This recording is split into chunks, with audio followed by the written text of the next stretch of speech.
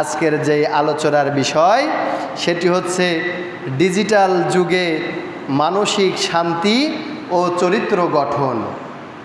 এখন বর্তমান সময়ে কিন্তু আমরা অনেকেই মনে হয় যে শান্তিতে রয়েছি, কিন্তু এই মানসিক শান্তিটা আমাদের কিন্তু নাই।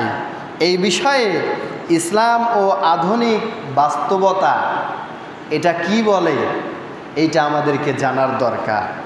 তাহলে বোঝা যাবে যে এই মানসিক শান্তিটা আমরা কোথায় খুঁজতেছি আর এই শান্তিটা থাকে কোথায়।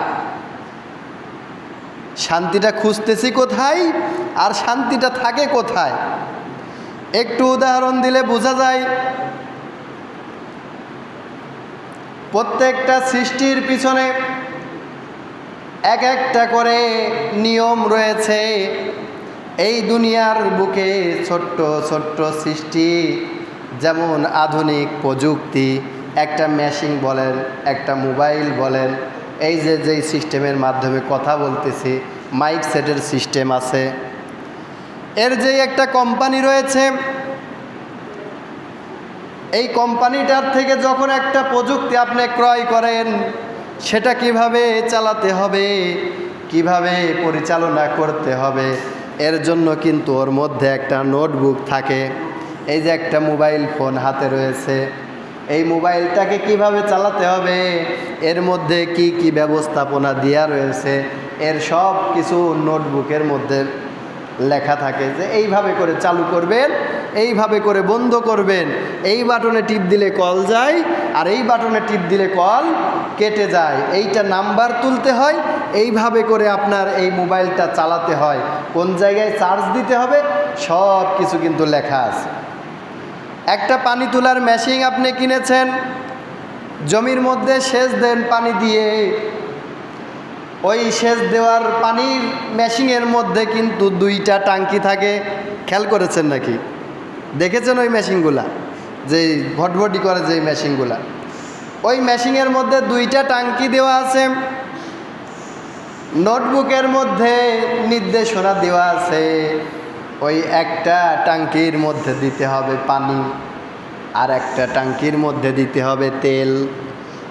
এখন আপনি অনেক বড় মাতব্বর যে কি এই নোটবুক ফলো করতে হবে, না না এটা আমি মানি না।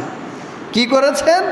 যেইটার মধ্যে পানি দিতে হবে ওইটার মধ্যে তেল দিয়েছেন, আর যেইটার মধ্যে দিতে হবে তেল ওইটার মধ্যে দিয়েছি পানি। বলেন তো ওই মেশিন কি আদৌ চলার কোনো সম্ভাবনা আছে? চলার সম্ভাবনা আছে? চলার সম্ভাবনা নাই। কারণ কি? আপনি গাইড বুক ফলো করেন নাই, নিজের ইচ্ছা মতন চলেছেন, নিজের ইচ্ছা মতন কাজ করেছেন, যার কারণে ওই মেশিন যেমন চলে না, আপনার শান্তি লাগে না, মেশিনটাও ঘোরে না, কিন্তু আপনি তেলও দিয়েছেন, পানিও দিয়েছেন, কিন্তু জায়গা মতন দেওয়া হয় নাই।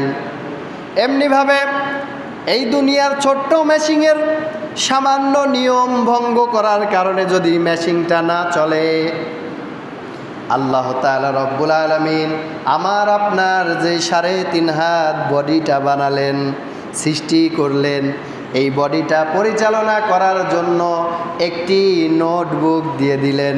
নোটবুকটার নাম কি সবাই বলেন তো? আল কোরআন। এই নোটবুক আমরা ফলো করি না,